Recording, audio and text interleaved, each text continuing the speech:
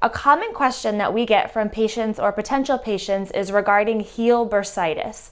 Now, when you hear bursitis, what that means is basically swelling of these small fluid-filled sacs that we have around all of our joints that are there to decrease friction between tissue and bone.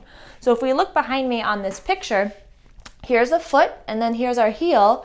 This is our Achilles tendon, which connects our heel and then up to our calf muscles. And you have a small bursa back here called a retrocalcaneal bursa.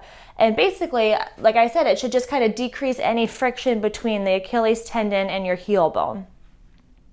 When this bursa gets inflamed and swollen, it can be very, very painful, and that's when people develop what's called heel bursitis. Now, there's two different types. There's acute bursitis and chronic. Acute bursitis, especially of this retrocalcaneal bursa, could be, you all of a sudden throw yourself into a crazy workout regimen that you haven't done before, and you might irritate that bursa, and it gets inflamed, you rest, and it gets better.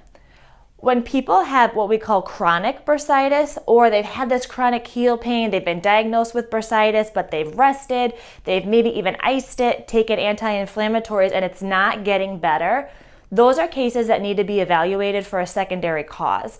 And in the case of this bursa, a lot of times it's related to any kind of chronic injury of this Achilles tendon. Oftentimes in these cases, when people come to the office, we do an ultrasound exam of the Achilles tendon, and a lot of times we'll find that there are injuries there, as well as the presence of this bursitis.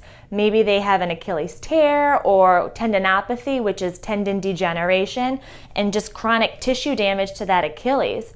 In those cases, we will actually treat the Achilles tendon with prolotherapy or PRP, which is platelet-rich plasma, to work to regenerate this whole tendon and grow new healthy tissue so that this bursa actually no longer has to swell. One of the reasons why this bursa will swell from Achilles tendon damage is as you get tendinopathy, which we said was tendon degeneration, your Achilles tendon will actually get bigger. It's almost counterintuitive. You would think if a structure is degenerating, it might shrivel up. But what happens is the tendon gets bigger, it takes up more room, and then pushes and irritates that bursa. So if you were getting cortisone shots or doing everything you could to decrease the inflammation of that bursa, but that thick tendon just keeps hitting on it, those therapies are going to fail. The only way to get that chronic bursitis to resolve in the presence of an Achilles tendon injury is to heal the injuries of that tendon.